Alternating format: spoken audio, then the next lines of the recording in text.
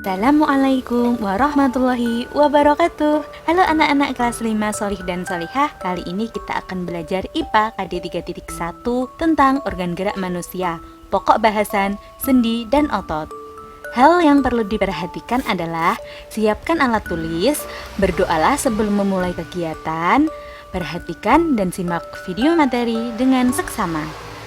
Apa itu sendi? Sendi adalah tempat pertemuan atau penghubung antar tulang. Fungsi sendi yaitu penghubung antar tulang dan memberikan fleksibilitas gerak tulang. Macam-macam sendi. Terdapat sendi putar yang dapat digerakkan secara memutar, contohnya pada pertemuan tulang leher dan tulang tengkorak. Kemudian ada sendi engsel, hanya dapat digerakkan satu arah saja, contohnya pada pertemuan tulang lengan atas dan tulang hasta. Kemudian ada sendi pelana yang dapat digerakkan kedua arah, contohnya terdapat di antara tulang telapak tangan dan tulang ibu jari. Kemudian ada sendi geser yang hanya dapat menggeser, contohnya terdapat di antara tulang-tulang pergelangan kaki. Lalu ada juga sendi peluru yang dapat bergerak ke semua arah. Sendi peluru ini merupakan tempat pertemuan tulang berbentuk bola dan tulang berbentuk mangkuk. Contohnya terdapat di antara tulang panggul dan tulang paha. Selanjutnya adalah otot. Otot adalah jaringan yang ada di dalam tubuh manusia. Otot merupakan alat gerak aktif pada organ gerak manusia yang menggerakkan tulang sehingga manusia bergerak.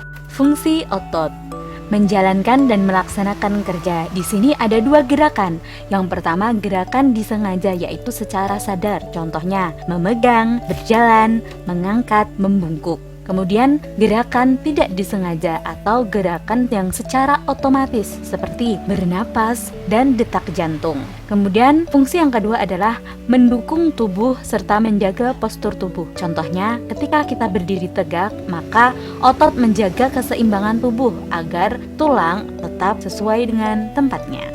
Kemudian ada juga menjaga suhu tubuh. Contohnya ketika suhu tubuh turun, respon dari otot adalah menggigil. Fungsi yang ketiga yaitu mengalirkan darah yang terdiri atas zat-zat, yaitu nutrisi, oksigen, dan lain-lain. Karakteristik otot. Yang pertama, kontrabilitas. Apa itu kontrabilitas? Yaitu kemampuan otot dalam berkontraksi atau memendek.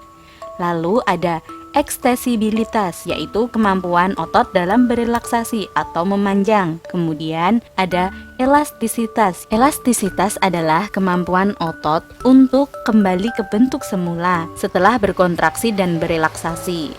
Macam-macam otot. Ada otot polos, otot lurik, dan otot jantung.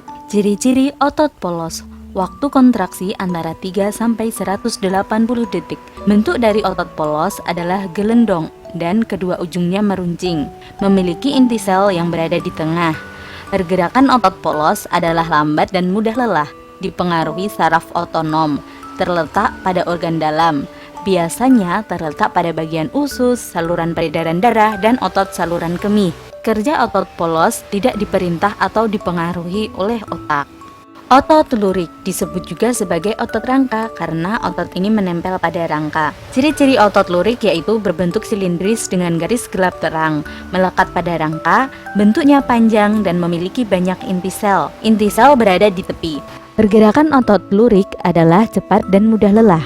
Bekerja secara sadar dengan diperintah otak, mempunyai pigmen mioglobin.